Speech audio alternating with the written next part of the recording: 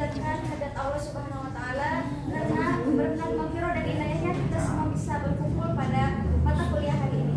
Salawat dan salam semoga selamanya tercurah limpahkan kepada junjungan alam yakni Habibana wa Nabiyana wa Rasulana wa Maulana Muhammad sallallahu alaihi wasallam. Yang terhormat Bapak dosen Bapak Ferry Alfiasin MKom yang saya cintai, rekan-rekan semua yang sudah hadir pada perkuliahan hari ini, semoga kita senantiasa diberikan kesehatan oleh Allah Subhanahu wa taala.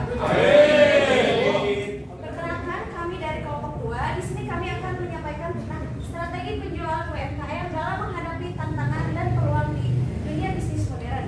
Sebelumnya kami akan memperkenalkan terlebih dahulu. Saya sendiri Nunung Nurjana, yang selanjutnya ada Ricky Fajar, boleh berdiri.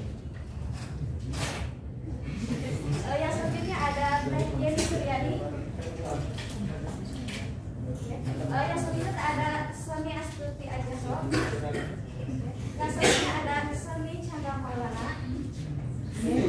Yang selanjutnya ada Andre Hermawan. Silakan. Ada Teh Ayu Ina, silakan.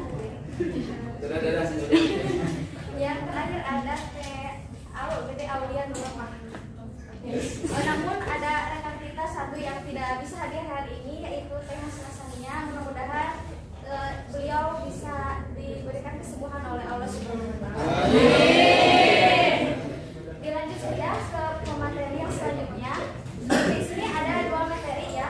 Nanti ada 2 pemateri. Yang pertama akan disampaikan oleh Ricky Fajar, yang kedua akan disampaikan oleh Sony Chandra Maulana.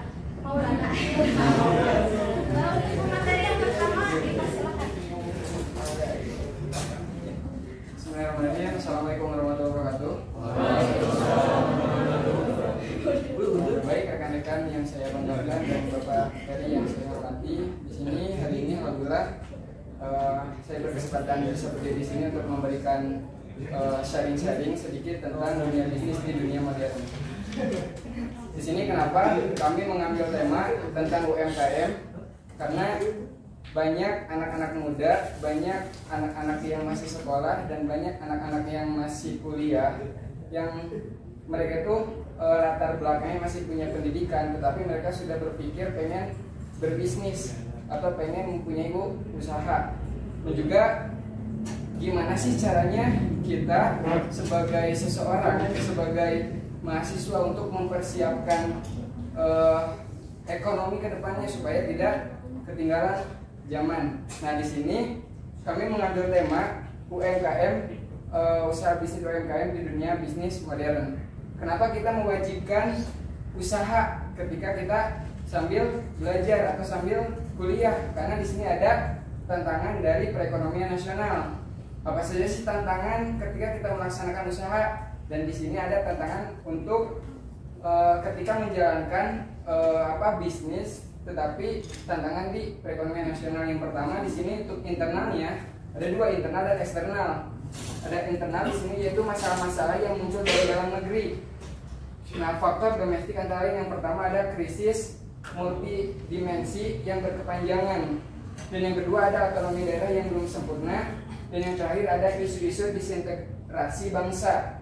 Yaitu dari tantangan perekonomian nasional yang masuk ke internal, dan yang kedua ada eksternal. Di sini eksternal yaitu masalah-masalah yang mempengaruhi secara tidak langsung yang datang dari luar negara. Contohnya mungkin kita sudah tidak asing dengan yang namanya globalisasi, karena banyak produk-produk luar negeri yang masuk ke Indonesia, betul ya? Kita sebagai warga negara harus mencintai produk-produk Indonesia, produk-produk lokal. Contohnya batik, terus contohnya tas, mungkin ada dari produk-produk lokal, dan juga mungkin ada juga brand-brand luar negeri yang datang ke Indonesia seperti sepatu dan segala macam. Boleh saja kita memakai, tetapi kita jangan sampai tidak mau untuk memakai produk lokal, betul ya? Tetapi kita harus menghargai dan kita harus mencintai produk-produk lokal. Dan seterusnya di sini ada isu-isu perdagangan bebas, gitu kan? Nah, di sini isu perdagangan bebas banyak, gitu kan? Tadi sudah saya katakan bahwa produk-produk luar negeri masuk ke Indonesia sudah mendapatkan izin dari negara, dari pemerintah.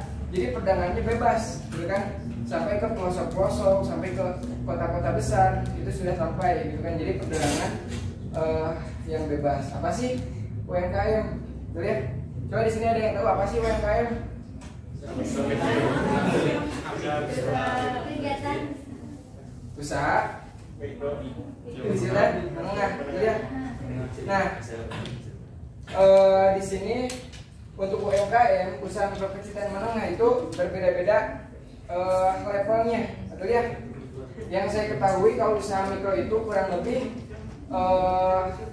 mempunyai penghasilan kurang lebih 500 juta, tapi itu tidak termasuk dengan tanah atau dengan ruangan atau dengan bangunan, tuh ya. Nah, kalau misalnya usaha kecil itu kurang lebih mempunyai penghasilan 300 juta, tuh ya. Terus di sini usaha menengah, usaha kecil kurang dari 300 juta dan usaha menengah lebih dengan 300 juta untuk pendapatannya.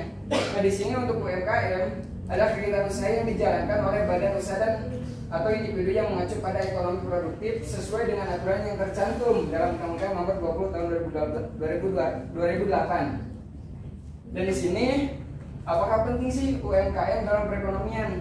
Penting nggak sih UMKM dalam perekonomian di Indonesia? Menurut penting nggak? Penting ya. Kenapa? Karena yang pertama, dari UMKM ini akan menimbulkan apa ketika si UMKM sudah dibikin, gitu kan? Sudah ada. Yang pertama akan terciptanya lapangan pekerjaan.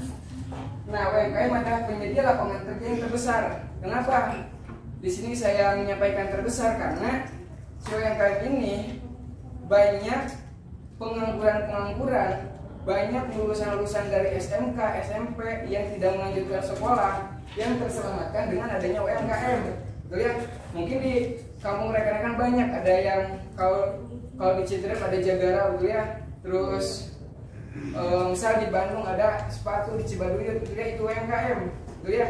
Jadi banyak warga, banyak masyarakat yang terselamatkan dan mempunyai penghasilan salah satunya dari UMKM. Nah, dan di sini UMKM ini akan mengurangi tingkat pengangguran, betul ya? Karena sekarang semakin tahun semakin semakin lama, semakin berjalannya tahun, sedikit lowongan pekerjaan karena semakin bersaing dengan teman-teman kita di luar sana. Jadi kita penting membuat UMKM tersebut. Yang kedua ada pemerataan ekonomi. UMKM beroperasi di wilayah-wilayah, ya, termasuk daerah terpencil hingga mengatur pemerataan distribusi pendapatan dan pembangunan ekonomi. Dan di sini mendorong pembangunan ekonomi lokal dan mengurangi kesenjangan antar wilayah. Yang ketiga, peningkatan kualitas hidup. Nah, UMKM berperan dalam meningkatkan standar hidup masyarakat melalui penyediaan barang-barang jenis yang terjangkau. Nah, kenapa di sini peningkatan kualitas hidup? Karena pasti banyak di daerah-daerah membutuhkan, ya. Misal kita membutuhkan tas, daerah tersebut membuat UMKM dan juga ketersediaan tas di daerah tersebut terpenuhi. Misal kekurangan apa? Sendal dan segala macam. Ketika ada UMKM sendal di sana, di wilayah tersebut untuk ketersediaan sendal sudah terpenuhi karena adanya UMKM sendal tersebut. Nah, next. Dan di sini tantangan UMKM dengan bisnis modern. Apa sih tantangannya ketika kita membuka bisnis UMKM di dunia modern sekarang? Yang pertama, ada yang namanya persaingan ketat. Kenapa di sini ada persaingan ketat? Karena kita itu bersaing dengan brand-brand yang sudah mempunyai nama besar. Misal di sini kita mempunyai produknya namanya Cimpring, gitu ya. Tetapi kita bersaing dengan produk yang sudah mempunyai brand, misal produk A atau produk B, tetapi mereka sudah mempunyai nama yang besar. Pasti kita itu akan bersaing dan saingan sangat ketat. Apakah produk kita akan melonjak penjualannya?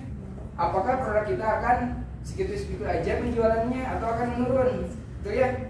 Tetapi kalau kita bersaing dengan produk-produk yang sudah mempunyai nama besar, kita harus berpikir kreatif, gitu ya. Gimana sih caranya kita meningkatkan penjualan dari produk yang kita hasilkan? Yang kedua, di sini ada perubahan teknologi.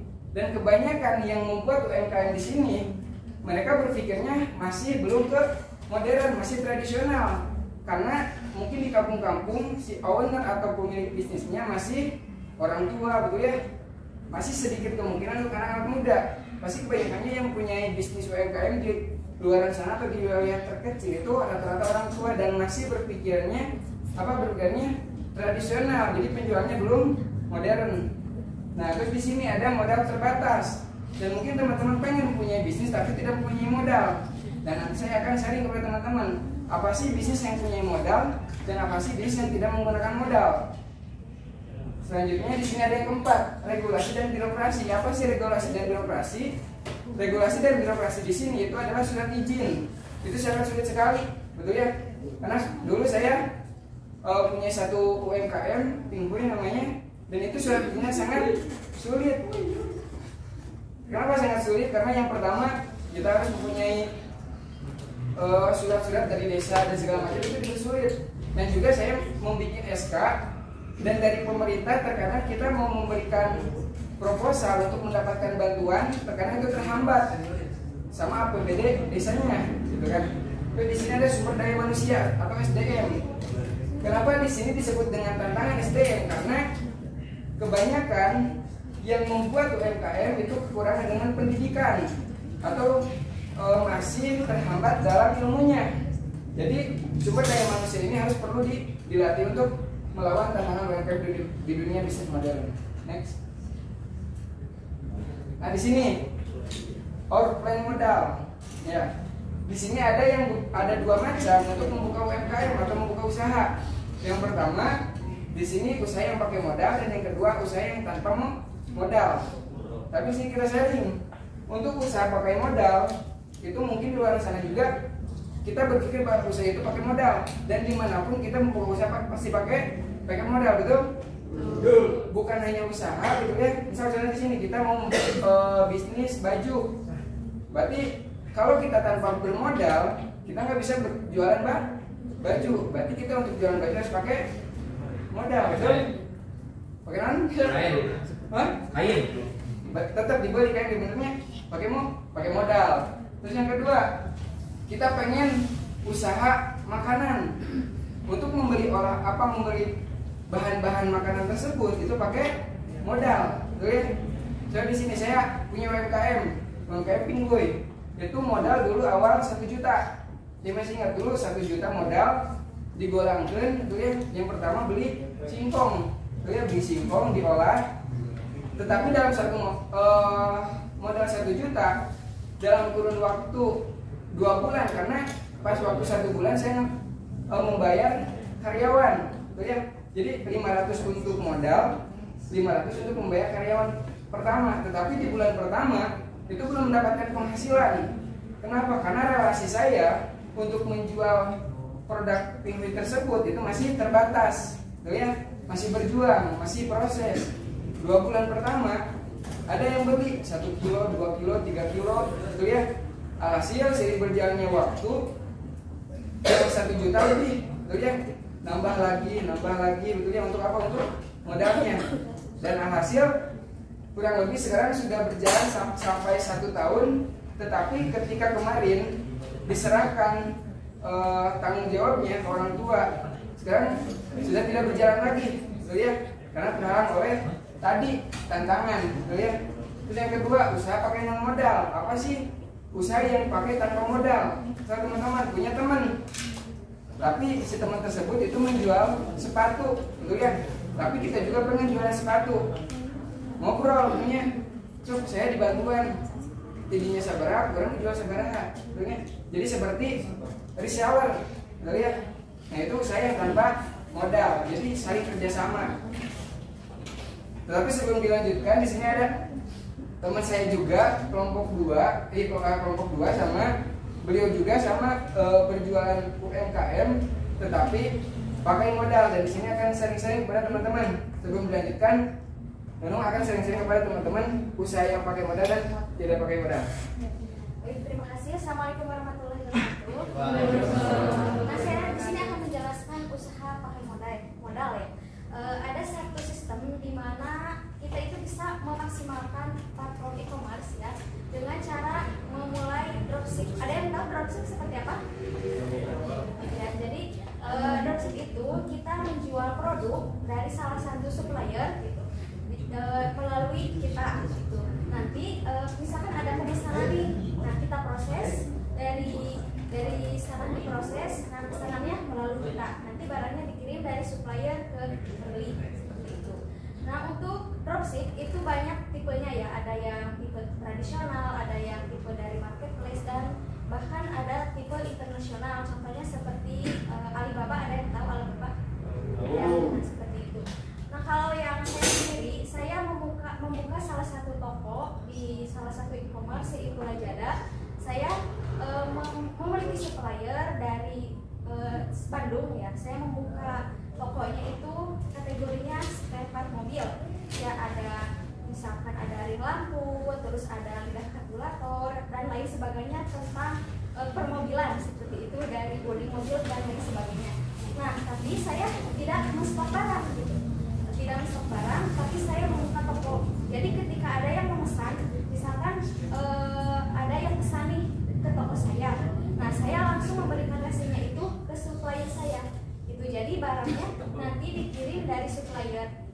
Gimana sih caranya kita membuka toko? Alamat tokonya, alamat toko supplier. Nanti kalau ada yang beli, di pick up-nya ke supplier. Untuk hasil penjualannya nanti masuknya ke rekening kita.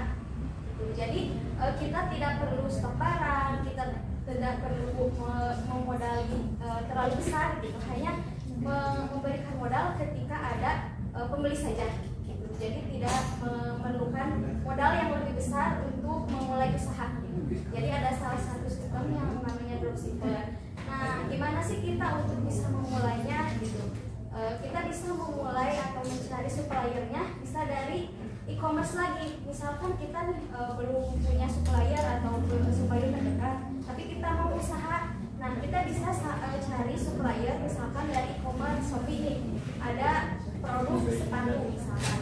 Nah, produk sepatu tersebut harganya kalau kita lihat lebih miring atau lebih murah dari toko lain.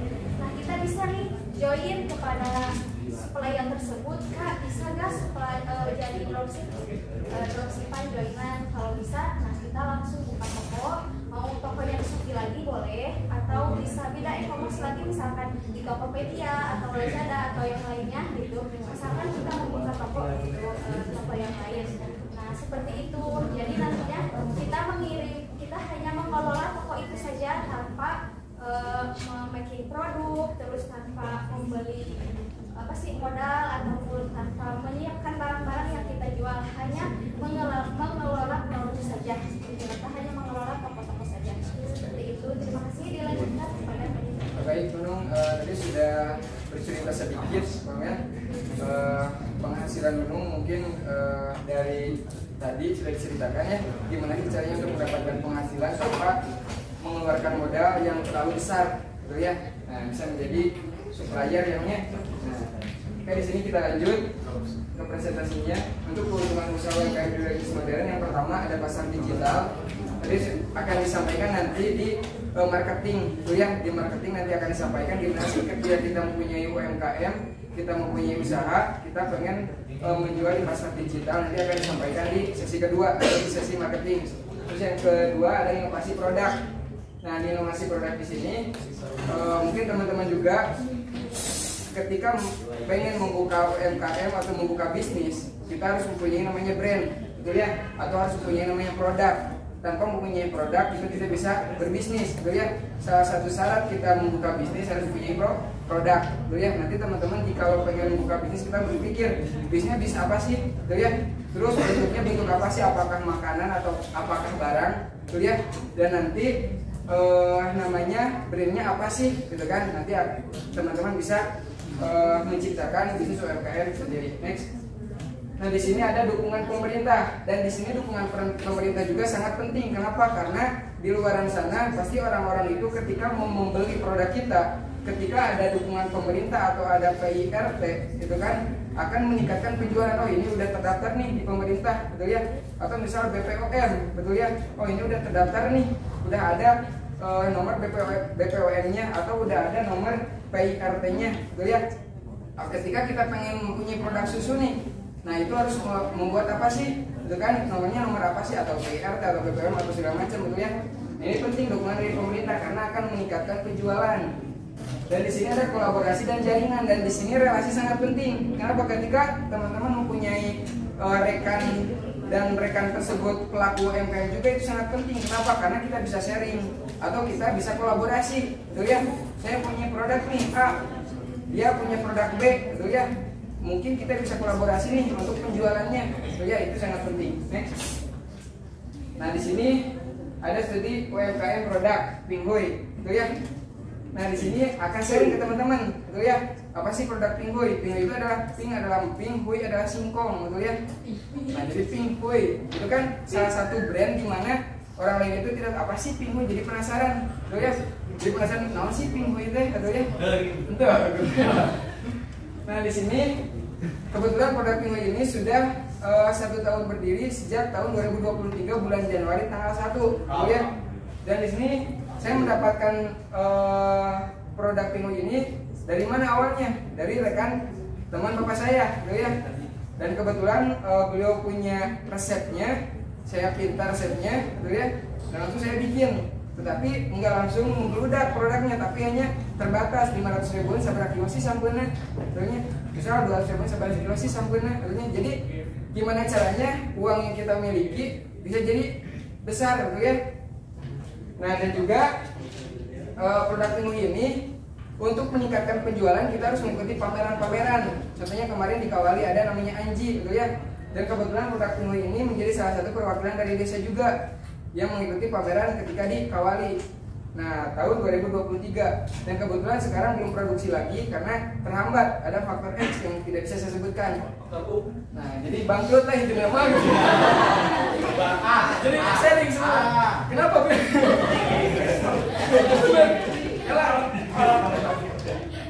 Nah mungkin kenapa bisa bangkrut nanti mungkin bisa di belakang layar aja ya, karena mungkin waktu terbatas. Nah di sini mungkin selesai itu ya untuk sesi pertama. Dan satu menitip, ketika teman-teman punya UMKM, ketika pertama kali teman-teman produksi udah sebesar ukuran kayak gitu, udah jangan dirubah, gitu ya. Udah jadi detik, udah jadi gede, gitu ya. Karena itu akan tina ciri khasnya beda, gitu kan. Jadi makanya jangan dirubah, harus seperti itu. Mungkin untuk sesi pertama sudah selesai, dilanjut ke sesi kedua. Marketing, gimana sih caranya kita pemasaran di dunia bisnis modern, teman-teman.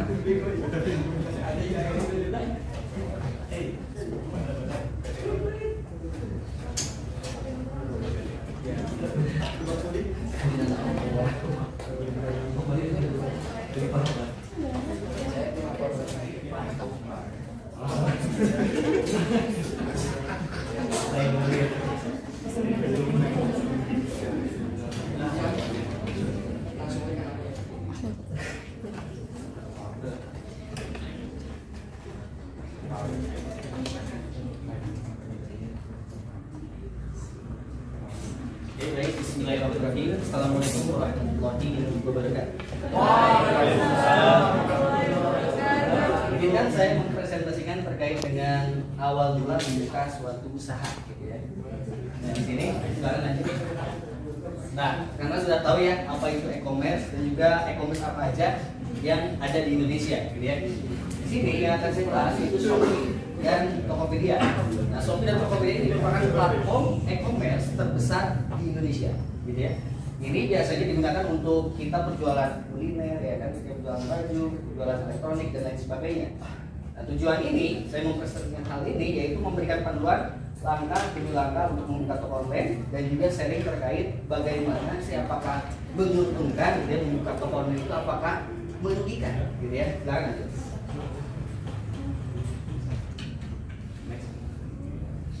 Nah, di sini cara membuka toko di Shopee ya. Ini saya bahas. Pertama tentunya yaitu mengunduh aplikasi di Play Store ataupun di shopee.co.id. Tentu daftar akun, lengkapi foto profil, verifikasi akun, tambahkan produk, atur pengenalan dan promosikan toko. Simple aja.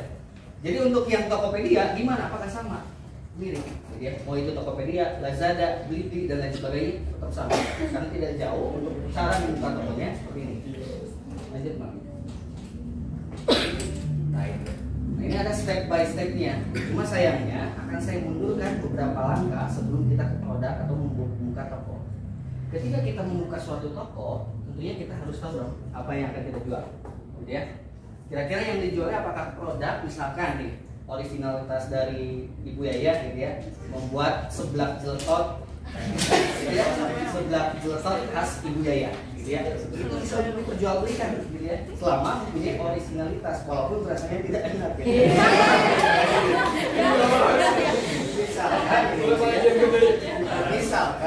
Misalkan ya itu terserah kepada Anda mau enak mau tidak, nanti ulasannya tergantung ke pembeli Anda gitu ya. Oke, nah ini saya kembali nih. Ketika sebelum membuka toko ada yang namanya planning atau perencanaan. Oke, pengembangan produk. Sebelum perencanaan ada eksplorasi. Dan sebelum ke eksplorasi sebetulnya ada di sini. Ketika rekan-rekan gabut gitu ya, terbahan, nggak ngapa-ngapain. Nah, di sini rekan-rekan bisa terinspirasi atau punya imajinasi. Kira-kira gimana, Lex? Ngahayal. Nah, saya untuk eksplorasinya ini menggunakan rumus 3M yang dimana mudah, menyenangkan dan menghasilkan. Ini kedua, mudah dan menyenangkan, dan ini faktor utama menghasilkan. Percuma kalau misalnya tidak menghasilkan gitu ya. Ini dari mana ya? Next. Oke, nah ini kebetulan ada suatu produk saya yang dimana sudah dilegalisasi gitu ya. Ini paket seleksi kedokteran PTN dan PTS. Awalnya ini dari mana? Gitu ya, membuat saya ini. Ini saya membuat dengan tim gitu ya. Dengan tim, walaupun saya bukan ahli kedokteran, tetapi rekan-rekan pasti mempunyai akses kalau misalkan punya relasi gitu ya. Kalau misalkan punya akses, kalau tidak ya silahkan cari di browsing gitu ya, soal-soal umum untuk ujian, apakah untuk seleksi kedokteran gitu ya, atau seleksi mandiri. Nah, ini produknya ya kan. Nah, kita akan boleh dilanjutkan. Oke. Nah, selanjutnya kita akan membahas terkait dengan gimana sih awal mulanya, misalkan dari mulai proses terbahan atau dari mulai rekan-rekan belajar gitu ya. Kira-kira rekan-rekan butuh uang nggak? Butuh uang, ya kan? Ketika rekan-rekan butuh uang, oke, ingin usaha tapi nggak punya duit nih, gimana? Kira-kira, apakah ngepet? Enggak kan? Enggak ya? Yang pertama, cari usaha yang modalnya itu bisa menggunakan ilmu dari pembelajaran rekan, gitu ya, dan rekan-rekan bisa untuk menjualnya. Contoh simpelnya nih, rekan-rekan ini kan semester 6 ya, rekan-rekan semester 6 ini belajar terkait bahasa pemrograman dari semester 6 awal sampai akhir. Rekan-rekan dari hasil pembelajaran Anda itu bisa dijadikan sebagai panduan untuk pembelajaran, dibuatkan e-book, modul gitu ya. Ketika membuat e-book dan modul, apakah bisa dijual atau tidak? Bisa ya, itu kan dari hasil pembelajaran. Perangkatnya saya yakin rekan-rekan sudah punya perangkat, HP maupun itu di perangkat smartphone, ya kan, laptop, komputer, bisa di mana pun. Ya. Intinya rekan-rekan bisa menjual e-book, menjual jasa ataupun menjual produk digital dari karya rekan-rekan, gitu ya. Next, ini saya spill sedikit ya terkait dengan penghasilan saya dari bulan Januari sampai Juni. Kita mulai awal prosesnya. Apa saja yang saya jual di sini? Yang pertama yaitu produk digital, yaitu e-book. Sebagai e-book untuk bagaimana cara membangun sistem informasi deteksi dini stunting, misalkan gitu ya. Yang selanjutnya yaitu menjual jasa.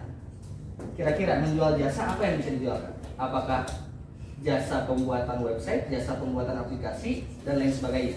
Oke, ini adalah bulan penghasilan saya Januari ini. Maaf. Nah, ini Januari ya, yaitu nominalnya cukup sedikit ya, 1.850.000 dari saya yang tadinya mengeluarkan modalnya rupiah sebetulnya. Kalau bisa dibilang, karena saya belajar di sini gratis, betul ya? Belajar di sini gratis saya. Dari hasil pembelajaran saya buat originalitas saya, ciri khas saya, lalu saya implementasikan pada modul e-book gitu ya. Ini penghasilan saya sedikit. Yang selanjutnya lebih sedikit lagi, yaitu untuk bulan Februari ada 8 juta. Oke, spill nih. Kira-kira kalau rekan-rekan dapat penghasilan hasil sendiri nih 8 juta atau 1 juta yang tadi, kira-kira gimana perasaannya? Ketagihan ya kan? Sedih ya. Kelebihan gitu ya. Yang pertama, ini kelebihan nih, kita bisa menghasilkan sendiri ya kan, kita bisa top up ML lah dan lain sebagainya, ya kan? Ya selanjutnya bulan Maret. Oke, ini menurun nih penghasilan saya, karena klien saya berkurang juga dan modulnya tidak terjual banyak. Penghasilan next. Ini bulan April nambah. Oke, bulan April ini nambah, alhamdulillah. Lalu yang selanjutnya turun lagi. Mei, selanjutnya gampang. Nah jadi gitu rekan semua. Jadi apa yang akan pelajari, baik misalkan rekan dari IT ingin menjual e-book terkait dengan cara membuat obat, ya kan? Cara obat, ya misalkan cara untuk membangun suatu rumah, ya kan? Ada e-booknya misalkan gitu ya. Silakan bisa jadi jual belikan dengan hak cipta atau original sebagai rekan juga. Jadi ya, kalau saya tadi ya, saya itu di bidang digital yaitu e-book, elektronik book, oke. Yang kedua jual jasa, yang ketiga jual jasa. Itu produk saya. Oke, mungkin itu saja yang bisa saya sampaikan. Terima kasih. Wassalamualaikum warahmatullahi wabarakatuh.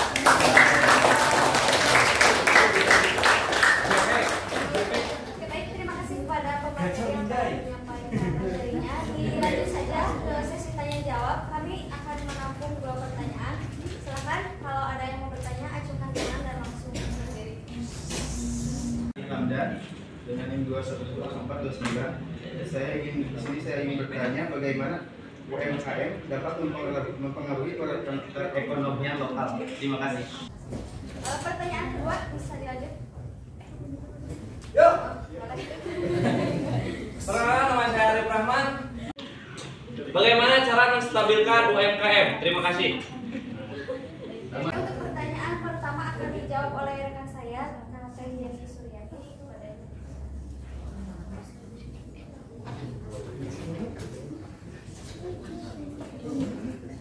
Baik, untuk yang pertama, bagaimana UMKM dapat mempengaruhi perekonomian lokal? Usaha mikro, kecil, dan menengah memiliki dampak besar terhadap perekonomian lokal karena mereka seringkali menjadi penyedia lapangan kerja utama di daerah tersebut. Selain itu, UMKM juga mempromosikan keragaman ekonomi dengan menghasilkan beragam produk dan jasa, serta mendukung perkembangan komunitas lokal melalui inovasi dan kreativitas mereka. Untuk Adi, di mana jawabannya sudah cukup? Dilanjut saja ke pertanyaan kedua dari saudari Arif Rahman. Izin menjawab. Oke. Pertanyaan saya yang bagus. Masya Allah. Gimana sih caranya kita untuk menstabilkan produk UMKM ini ya? Ya, betul. Maksudnya menstabilkan penjualan atau Ya, supaya tidak terjadinya bangunan yang cepat. Gimana sih caranya untuk menstabilkan penjualan UMKM atau produk UMKM supaya tidak langsung bangkrut, gitu kan? Betul. Itu yang pertama. Ini sharing kenapa Tiwi tadi bisa 1 tahun, betul ya? Karena yang pertama 1 tahun tersebut itu produknya ukurannya misal 3 cm, ya, dan ketebalannya itu 2 cm, gitu kan? Ketika seiring berjalannya waktu, ada si konsumen meminta, bisa nggak si produk gue ini jadi bahasa Inggris sama kandel, gitu kan? Nah, kandel terus ada agengan. Alhasil si owner itu mengganti ukurannya jadi 5 cm dan tebalnya 4 cm. Nah, ketika turun ke konsumen yang lain bilang, nah ini mah jadi rubah, gitu kan? Nah, ini menjadi rubah terus balik ke kreatif baheula cenah kitu nya. Alhasil seiring berjalannya waktu bertahan beberapa bulan, gitu kan? Penjualannya menurun, alhasil sampai sekarang menurun sekali. Los, akhirnya los, dan BS-nya banyak, yang gak terjual itu banyak, gitu kan? Kembali lagi, dan itu salah satu kenapa sih produk bisa nggak stabil penjualannya. Jadi yang pertama, ketika teman-teman membuat UMKM atau membuka produk khususnya makanan, ketika sudah mempunyai ciri khas A dan sudah paten dan produknya udah tersebar luas, itu jangan diganti lagi. Tetap konsumen mau meminta apa, gitu ya, misal yang A, yang B, kita mah pemilik bisnisnya, gitu ya. Jangan mengikuti konsumen mau beli atau enggak ya terserah mereka, gitu ya. Dan produk saya mah seperti ini, gitu kan. Dan contohnya sepatu, teman-teman. Misal kita membuat sepatu kulit, yang pertama kulit gajah, gitu ya. Tapi si konsumen minta kulit sapi, gitu ya.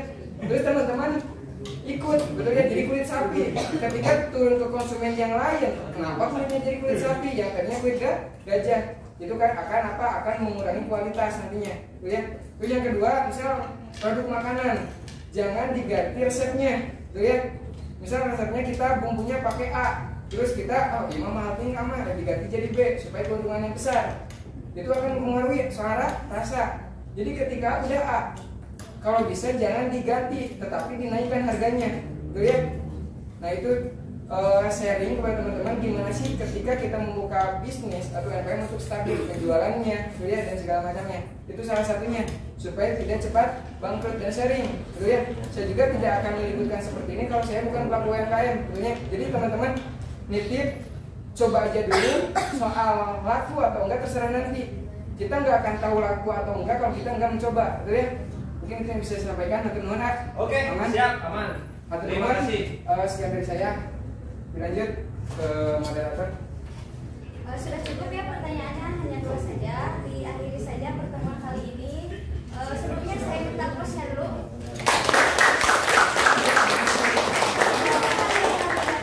Mohon maaf bila ada kesalahannya. Assalamualaikum warahmatullahi wabarakatuh.